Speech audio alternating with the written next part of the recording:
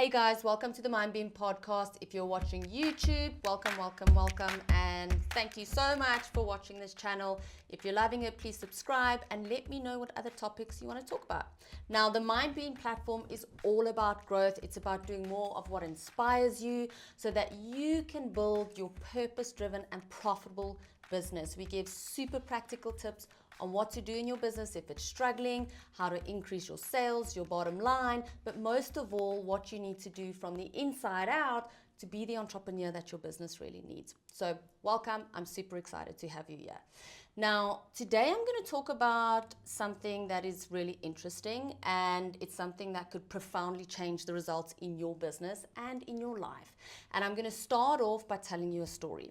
So about 15 years ago, I worked for a cosmetic brand and I worked for the distributor in South Africa for that brand.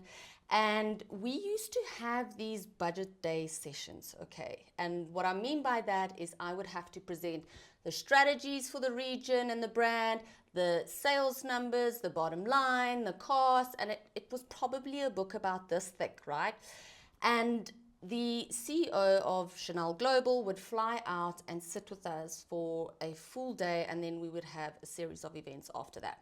So this day was particularly stressful for the team, and I mean, it has no reflection on the brand. The brand is beautiful and I love it, but it was quite a grueling day. You had to really know your stuff, you had to know your numbers, and you had to know what you were planning, right?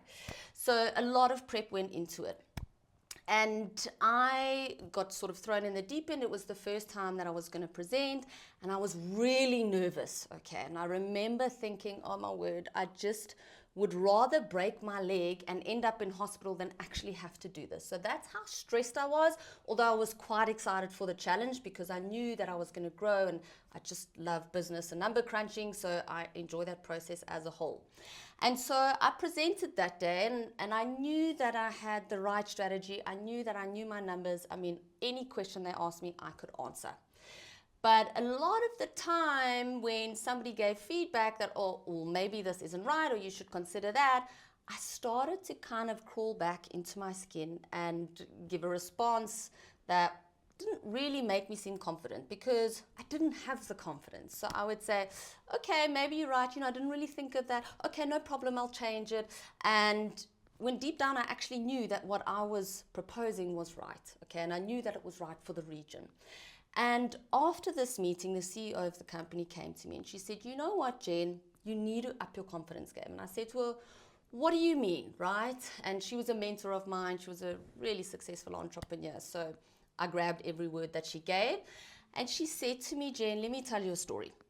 If I say that buck, which is an impala, so this is a buck that you get in South Africa, if I tell somebody that impala is a kudu, they might turn around and say, no, Maria, it's not. It's an impala. And I'll say, it's a kudu.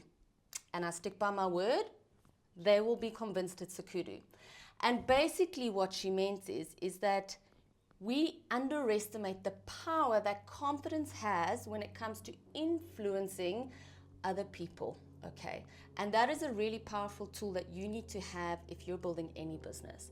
And that really, really stuck with me. And the reason why I wanted to tell you that story is because that advice profoundly changed my results forever, okay, in every single business that I've been involved in.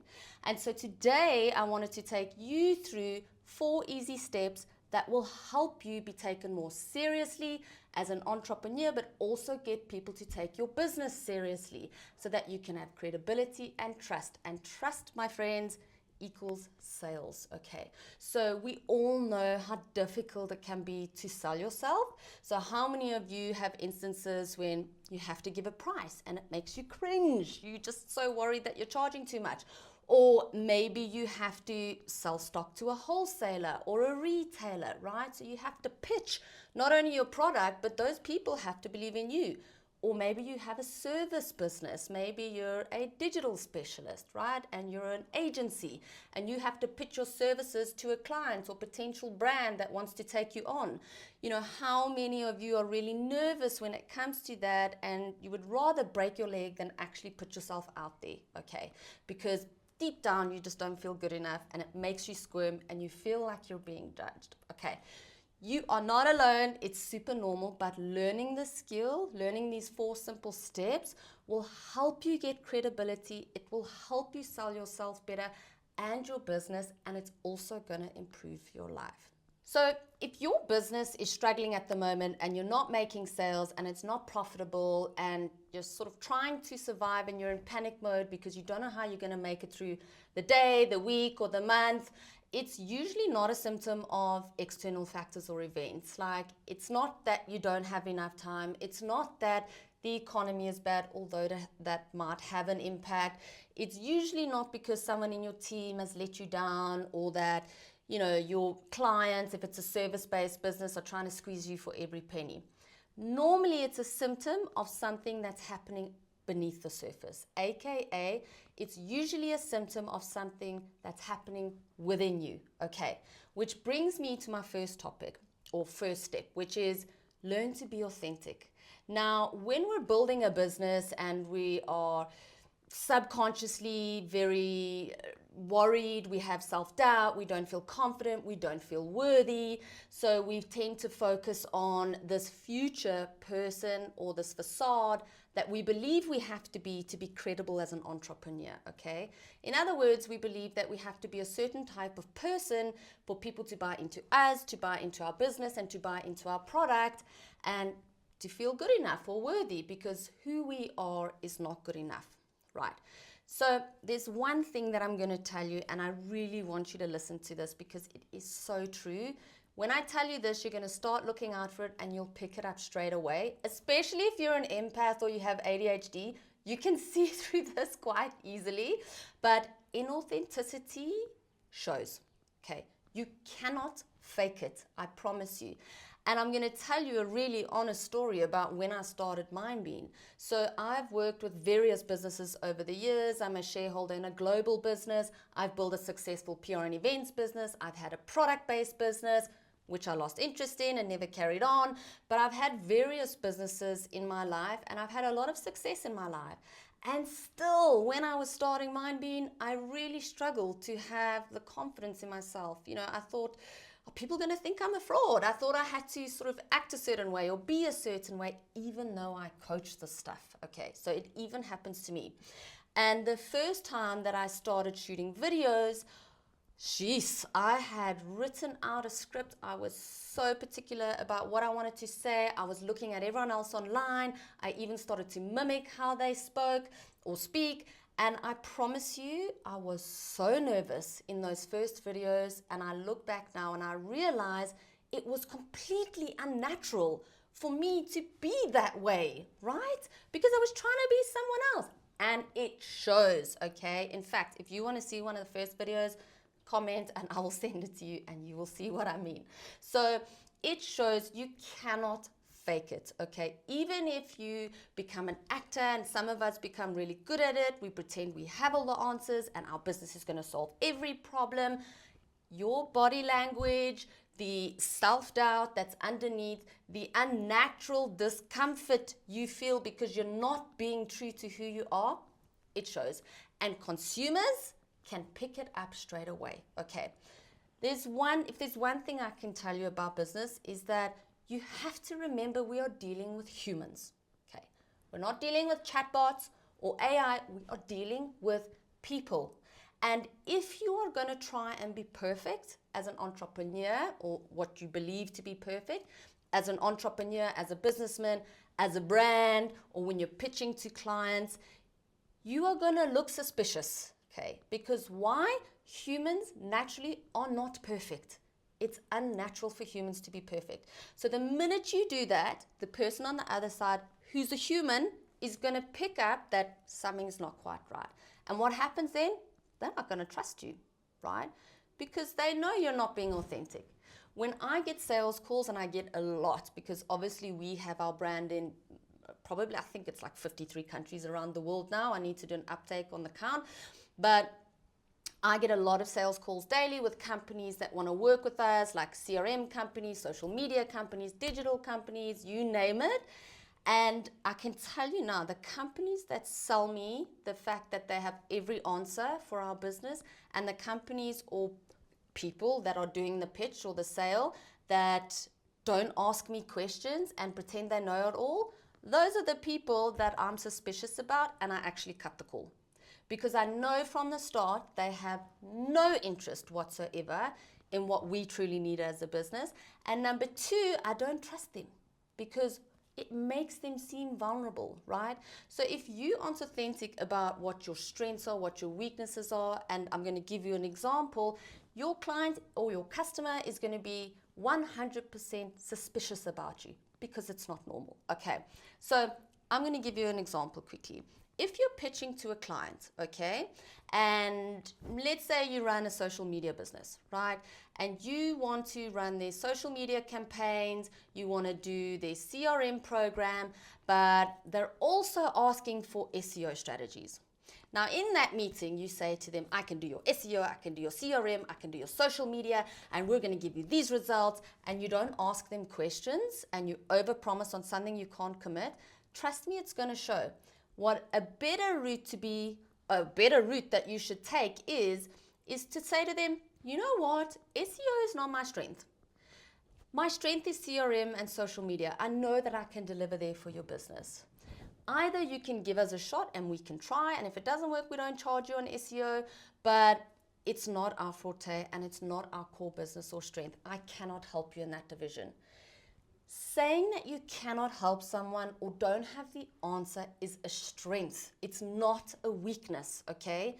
Showing that you're okay with saying that something isn't your speciality, even if you're in a job. It's okay to say, I'm not good at budgeting, or I'm not good at selling, or I'm not good at social media. The reason I say that is because you build instant trust. Humans trust humans that are honest. You're showing that you're honest and your intention is to genuinely help them. You're not just trying to make a sale from them, okay? So being authentic means being honest about what you can and can't offer, but also understanding what your strengths and weaknesses are. And sometimes that takes a little bit of work. So what I would recommend that you do is to sit down and write down, what are you really good at? And usually that's something that fuels you, that excites you, that inspires you, right? Because naturally you'll put more energy to that. And then write down what you're not good at, okay? So do it as an individual and be honest about it. There is nothing wrong. No one is perfect. And then be confident about who you are as a person and be okay with that. So start by telling people when you're having conversations, and you can try small tactics like, you know what, Megan, I'm actually not so good at budgeting. Can you help me? Just test it so that you get the feel of it, okay? So understand your weaknesses and your strengths. Then I want you to look at your business. If you have a business that's offering too many services and you promise the world, and every client you pitch to, you promise the world, I want you to look at what you offer and only focus or list the things that you can genuinely add value or offer a company, okay? This is more service-based, right?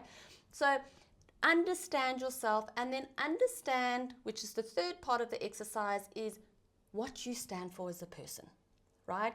What is your ideology? What is your belief? Now, I'm going to tell you a quick tip. If you really want people to trust in your business, to believe in you, to follow you, and to flock towards you, okay? And that trick is that if you are very firm about what you believe in, and you're confident about it, and you stick to your guns, that, my friend, is what you call charisma, okay? So no matter what other people say, you say, in my example, I do not believe in settling for the status quo. I do not believe that you have to give up your career as a woman and if you have kids. I do not believe you have to up and quit your job when you're building a business, okay? I believe in purpose-driven businesses, and I stick with it. I don't care who argues with me, okay? I don't care if there's naysayers.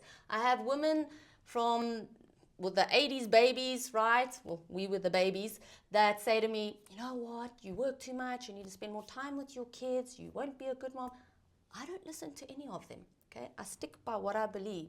And when you do that, it shows courage. it shows confidence, and it gives the feeling of safety.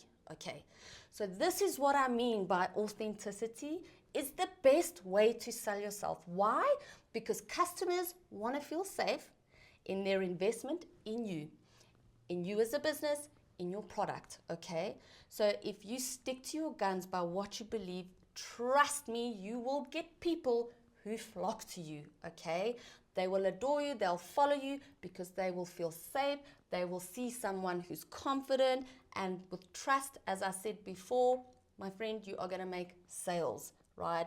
And naturally, when you start to speak more authentically and be who you are and accept that person, not like the Jen who started shooting, trying to be everyone else that was sweating and I even called my course the wrong name. That's how stressed I was.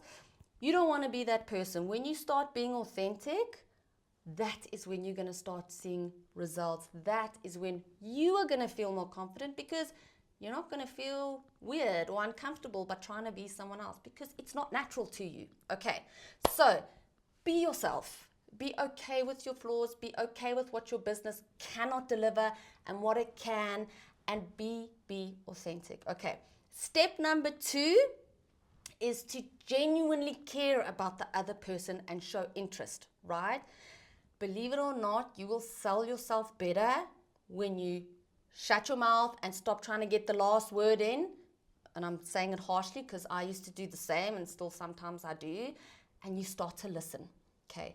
You start to ask questions. So you don't go into a pitch and say to the boardroom of people, "Hi, my name is John, and here's my accolades, and I'm going to offer you this, this, and this at this price, and you're so lucky to have me." I promise you, you will get no response, okay? If you genuinely want to serve people, you go in there, you don't give your accolades. No one cares. Why? Because it's not about you, okay? It is about the people you're going to serve. So you go in there and you ask questions. You ask your client questions instead of word vomits and pitching out things, because that actually just shows insecurity. It shows that you're stressed, okay? So you want to take it slow, right? So you walk into the room, and I'm going to give you a few tips on how to speak confidently. You want to walk into the room. You're not going to start off by saying, "Hi, my name is Jen, and I blah, blah, blah, blah, and these are my accolades, and I've done this and this, and this is how I'm going to serve you," okay? You're going to walk in, and I'm going to walk for you, right? And you're going to say, "Hi, everybody." And you're going to pause. Give it a second. Quietness or silence draws the attention in the room. I just wanted to start off today by saying, thank you for giving me the time. I'm excited to see how I can serve you. And to do so, I'm going to start off with a few questions. Tell me about your biggest challenges as a business. This is what I've noticed online, but I want to hear it from you. And you wait, okay? Do not speak. You listen, okay? If you want to become better at selling, you have to become a better listener, okay? You listen to their problems. Automatically, the room is drawn to you because, number one, someone's actually listening to them and not trying to sell them something to get their money, right? They feel that someone actually has a genuine interest and intent to serve them, and that's what you want, okay?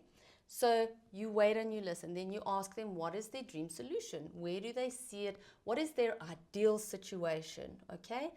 And showing this and asking questions instead of trying to pitch yourself and your accolades and what your business does is a much better way to gain trust.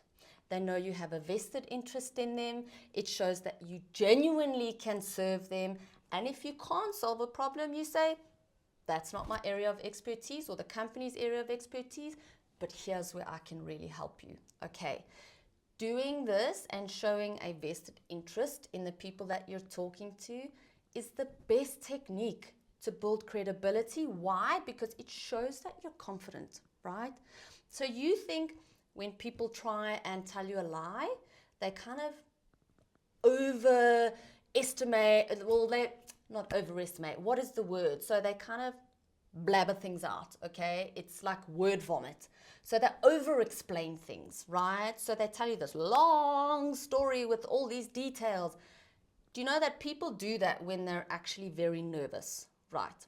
So when you have a sales pitch and you're speaking to potential clients, or it's on video or whatever it is, when you over-explain things and you quickly pitch and you try and justify everything, it actually shows lack of confidence and stress. Slowing things down, pausing when you're speaking, shows confidence. Asking questions shows confidence and leadership, okay? That behavior in itself will sell you as a business, it will sell you as a credible brand, and it will sell you as a person if you are doing it personally. Okay, so that's step number 2. Step number 3 is to stick to your word and manage expectations. Now, this is something that is so often overlooked, whether you're in a career or you run your own business. I'm obviously going to focus on the business side of things because that's where my passion is. But moral of the story is, if you want to be seen as reliable and credible, and you want people to invest in you as a business, or invest in your product, or invest in you as a person, you have to stick to your word and manage expectations. And I'm going to give you an example. What I often find is that a lot of us tend to be people pleasers, okay? So let's say a client or your boss, if you're in a career, I'll mention career as well, gives you a deadline and they want you to do a huge project for them, okay? And they want you to deliver by X date. You know that you can't hit that date, but you're going to promise it anyway because you want to people please. Yeah, I can do it. I'll get it to you by that date. Perfect. What happens? That date comes, you don't deliver. There's no ways you finished it on time. And if you did, I can guarantee the quality of the work is crap, okay? So you get to this point. Now, you're just not going to email them. And you hope to God that they don't email or phone you, right? Because if they do, then you're going to have to answer to them and tell them that basically you let them down. So you would rather ignore it, let the situation stress you out even more, and hope to hell that this client doesn't realize that you actually haven't delivered on time, okay? This is much worse. And I'm going to tell you a better solution, and I'm going to tell you why. Each time that you don't stick to your word, you lose a credibility point. Think of it as a point board, like a scoreboard, okay? Each time you don't deliver what you promise, each time you don't communicate and you leave it with silence, hoping that no one will notice, everyone does, okay? Each time you don't deliver what you promised in terms of the quality, you lose credibility. Even if it's saying that you will send someone an email tomorrow and you don't. It's not okay, okay? You lose credibility and you become untrustworthy and unreliable to your clients, right? Even your colleague, if you're in corporate or whatever. So you want to make sure that if you cannot commit to something and you cannot get it on that deadline, or you don't even have the skill set in your business to deliver on that, tell the person. You will get more trust and respect and credibility than ever doing that versus trying to people please. If for some reason, and this happens often, if you underestimate how much work something might take, right? And you know that you're going to miss the deadline, but you genuinely thought that you could hit it, it's okay. It's okay to miss deadlines. That's the thing. There's nothing wrong with missing a deadline. What's important is to then manage expectations. So instead of leaving your client in the dark, or your boss, or whoever, all you do is send a mail or you phone and you say, look, John, using the word John, look, John, I really underestimated how long this would take me. I am 70% there, but I'm phoning to let you know that I won't be able to make the deadline. And if you could please give me another day or two, I will make sure that it is the most impeccable, extraordinary quality project or work that you have ever seen. I want to give you the best, so could you give me 2 extra days? Making that phone call shows that you're confident in your abilities. You're in control, okay? Having the guts to phone someone and say to them and admit a vulnerability of your own, saying that I can't meet your deadline, means that you are confident, okay? Trying to hide it and fake it is going to show, and it's going to make you look not reliable. It's going to make you look not confident in what you do, right? So manage people's expectations. If you say that you are going to email someone the next day, you email someone the next day. Don't just not follow up, okay? If you know that you can't do that, you say to them, you know what? Give me till Monday. I've got a busy week. I will get to you on Monday. And you put a reminder in your calendar, okay? So you have to stick to your word, right? And then I want you to set expectations all the time. So you need to tell your client or your customer how long something might take to deliver, when you know you can genuinely deliver, what they can expect from here on, where you can really deliver quality, and make sure that you are consistent in showing up on what you promise, basically, okay? So be consistent, set expectations, and show that you have the ability to stick to your word. Not only is that going to bring confidence from your client to you, but it's also going to make you feel more confident because you're showing up for yourself. Another little trick that you can use is when you're dealing with clients, right? Use a really confident tone of voice and the way that you speak. Now, what I mean by that is when you're saying that you're going to deliver something, or maybe something's late, right? And you now have to send this email to John to say, John, I'm not going to be able to meet your deadline. Please give me more time.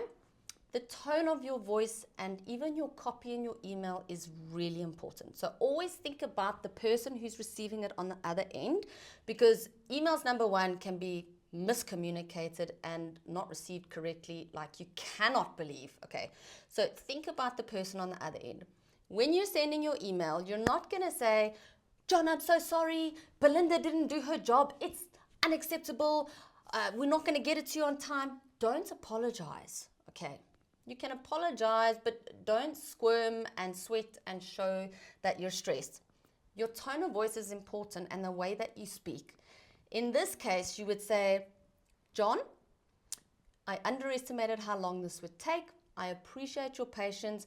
Can you give me 2 more days? You're putting the ball in their court. You're not apologizing.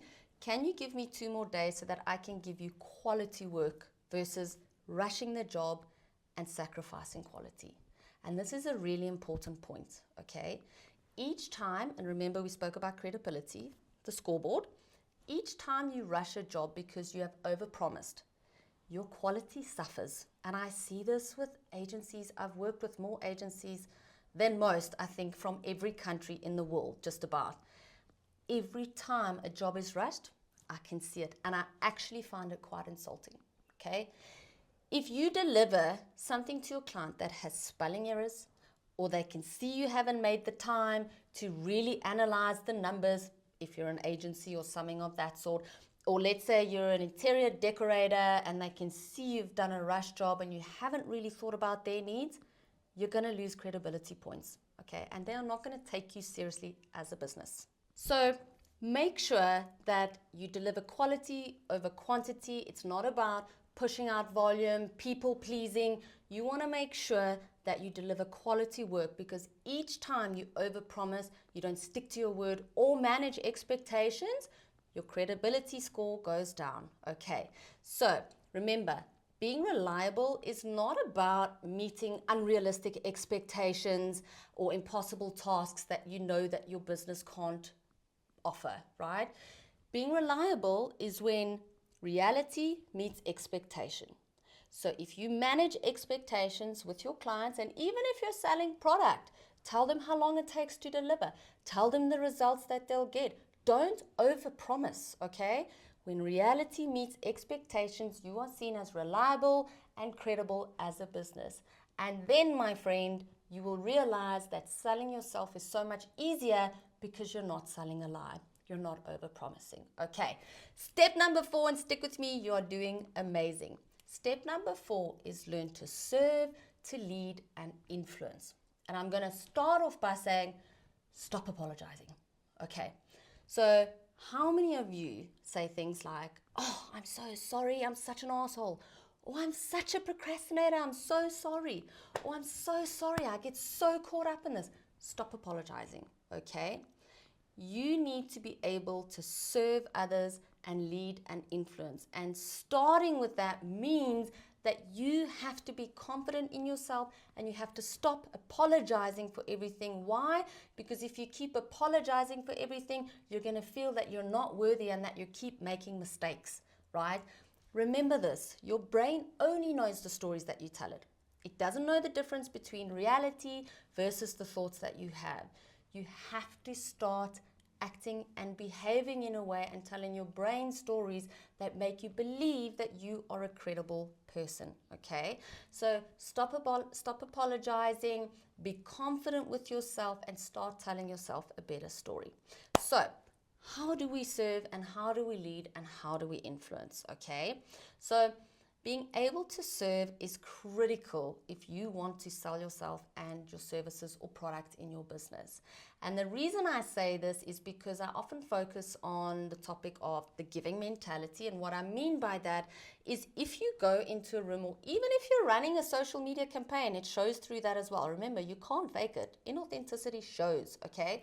If you are pitching to someone or trying to influence someone to buy your product or your service, right? You have to make sure that you are there to genuinely serve them. Doing that means that you're not going to go into this thinking, how can I make money? How am I going to manipulate or influence them to buy from me? What can I get out of this? You're going to be saying to yourself, what can I give? And what that does is it takes a personal out of it. It takes away that fear of speaking to people and selling your product because you genuinely are there to serve other people. Okay, so what do we mean by influence and serving, right?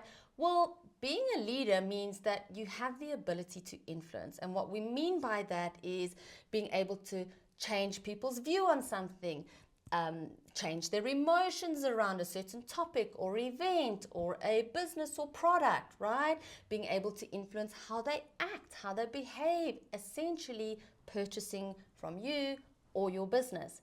Now, listen to me carefully. By no means do I mean you need to use influence to unethically manipulate someone into doing something that is not going to benefit them.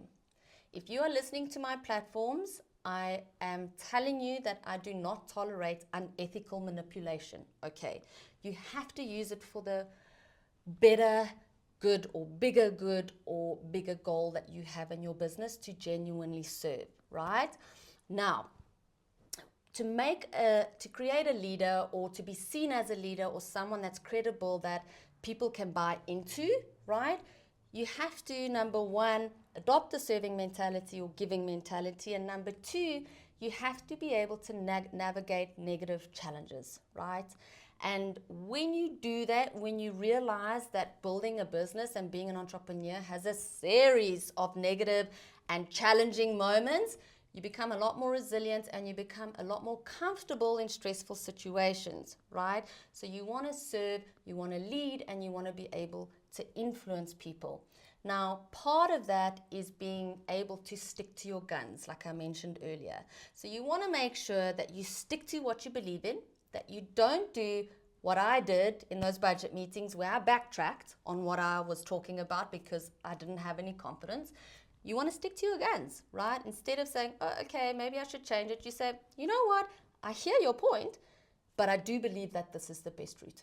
You stick to your guns and you'll be able to influence. The second side of it is to understand, and this is critical.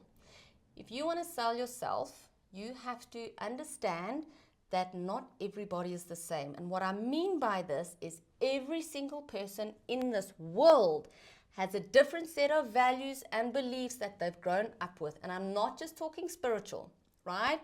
Some people believe that money's hard to make. Why? Because their parents said that money doesn't grow on trees.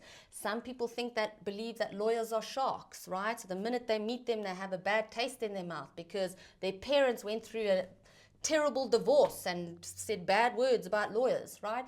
You must remember that everyone has different beliefs and values and versions of themselves and opinions of themselves. So this is when the listening comes in, okay? If you want to be better at selling yourself or your business or your product, you have to become a better listener. And I'm going to give you an example. I help with the brand that I have shares in. I help distributors build their businesses in different countries across the globe. So they take on our brand. I then have to train them from the ground up how to build their business. And when we have calls, I don't sugarcoat things and say that things are great, or we've had exceptional service and our supply chain is brilliant. I will start off the conversation by saying, you know what, Matt, we actually haven't been that great at supplying, and I'm sorry, we've had quality problems, and I'm aware of it, and we're working on it. Okay, so I'm honest. I don't sugarcoat things. There is nothing worse than sugarcoating things. It actually annoys people a lot more. Then I listen. Okay, so in this instance, I have a distributor who says to me in passing, I'll have to ask Mark. Okay, Mark is his brother. Now, I know that the father brought over the business and the two sons took over it from there. And the one son seems to be much more domineering and an extrovert. And the guy that I'm talking to who's running the operations of the business is more of an introvert, and he has confidence challenges and he doesn't feel good enough, right? So that remark tells me alone that he feels inferior to his brother and he doesn't feel confident in running this business. So what do? I've now listened and I say, you know what? I've seen what you've done in the past year. You've done X, you've grown by 30% here, you blah, blah, blah. And you've done this and you did such an amazing job on that campaign. And I tell him this and I say, I know, I can see from what you're doing, you have everything it takes to build this business. In fact, you are the one who's going to build it, not your brother. Okay? So I know that he has these challenges, he has different beliefs about himself, whether he's good enough or not, and I'm leaning into that, okay? I'm leaning into that to motivate him to act and behave differently in his business to build it. Because if his business builds, my business builds, okay? So remember, you're looking at different beliefs and values with different people. I'm going to give you another example.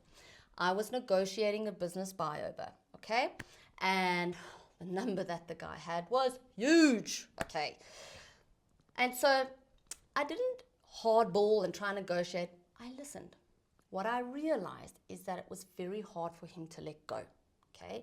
He felt that if he had sold it for a lower price, the business would actually sell. And then what does he do next? He's not going to be needed. And he was also really concerned about his legacy in the business, right? So, and he didn't say it that straightforward. I really listened and I realized where it was going, okay? So my response was, you know what? I might not have the financial means to cover the cost that you want, but no one will care as much about this business as I do. No one will care as much about your legacy like I do. You can get an outside investor. They will probably pay you double what I can pay you. But I can tell you now, they will not care about your legacy or genuinely care about building this business like I would. And they're not going to want you in the business. I want you here. I need you. Right? So I'm feeding into that. I am not selling just myself. I'm genuinely serving. I genuinely care about the legacy and the business. And I genuinely care about the person that I'm buying the business from. Right? So I'm listening. I am tuning into that person's beliefs. I'm hearing what they're saying between the lines, and I'm leaning into that. I'm not blurbing out why I'm good for this, how I'm going to get it from A to B, why I have all these credentials. Well, shit, I've had so many different businesses. I'm more than capable of doing this. I'm more than No, it's not about me, right? I'm here to serve. Okay, so remember, be authentic if you want to sell yourself better. Customers smell inauthenticity from a mile away, okay? You will also love yourself so much more if you're more authentic, and you won't feel as stressed. Number 2, right? Stick to your word and manage expectations. In fact, I think that was number 3. I've switched them around, right? Number 3, which is going to be switched around, genuinely be vested in the person that you're trying to help. Show interest, ask questions.